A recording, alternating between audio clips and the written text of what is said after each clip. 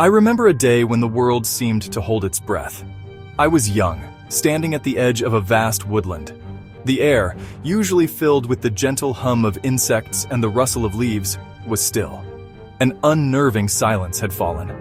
The sky, a brilliant blue just hours before, had turned a strange, sickly shade of orange. It was a color I had never seen before. A color that spoke of something ancient and powerful awakening.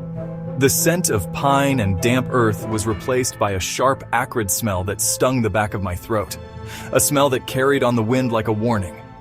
Then, I saw it. On the distant horizon, a plume of smoke rose, thick and dark. Wind is the invisible architect of our world. We feel its gentle caress on a summer's day. We hear its whisper through the high branches. But when that whisper becomes a roar, it transforms into one of nature's most formidable sculptors. A great storm gathering over a forest is a spectacle of immense power. The sky darkens. The air grows heavy and electric. The first gusts arrive as scouts testing the strength of the outer trees, making them sway and creak as if in protest. The forest seems to brace itself for the onslaught. Then, the full force of the gale arrives. It is a physical blow, a relentless wall of moving air. Ancient trees are put to the ultimate test. The aftermath is a scene of profound change. Fire is perhaps nature's most dramatic agent of change. A single spark, born from a lightning strike on a dry summer's day, can ignite a revolution. It starts small, a flickering tongue of flame consuming dry leaves, consuming twigs.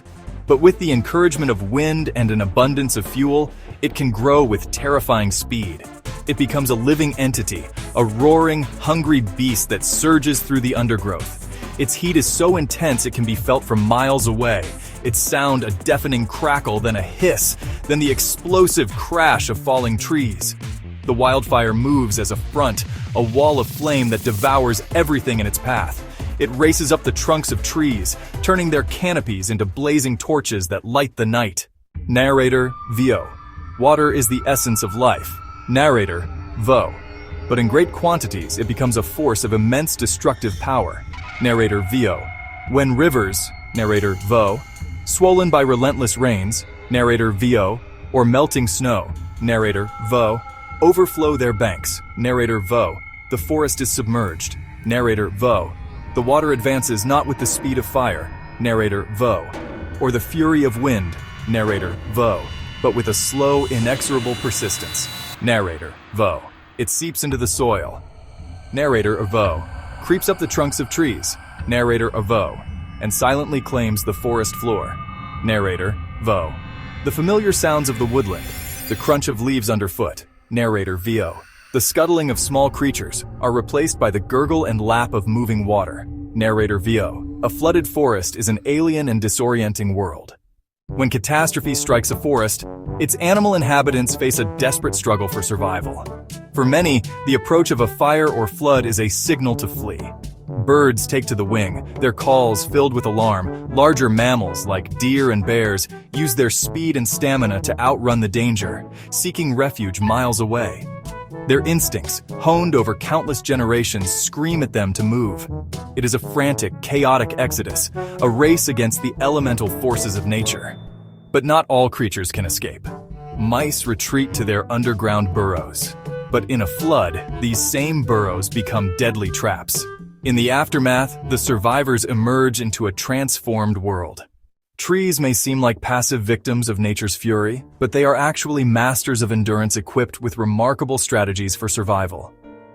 Consider the mighty redwood. Consider the giant sequoia. Their bark is astonishingly thick, sometimes as much as 2 feet deep. It is fibrous and lacks flammable resin, acting like a natural fireproof blanket. While a fire may scorch the exterior, the living tissue deep inside remains protected. The cork oak of the Mediterranean has a thick, spongy bark that we harvest for our own uses. Many eucalyptus species in Australia have dormant buds hidden deep beneath their bark, which are spurred into life only after the tree has been burned. In regions battered by hurricanes, trees like the live oak grow low and wide with sprawling, interlocking branches that provide mutual support.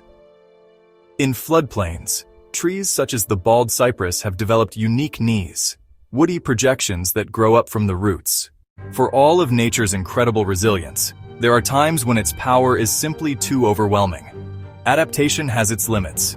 A forest ecosystem that has evolved to cope with periodic fires may be completely destroyed if those fires become too frequent or too intense due to changing climate patterns. Trees that can withstand a blaze that sweeps through the undergrowth may be incinerated by a crown fire of unimaginable heat.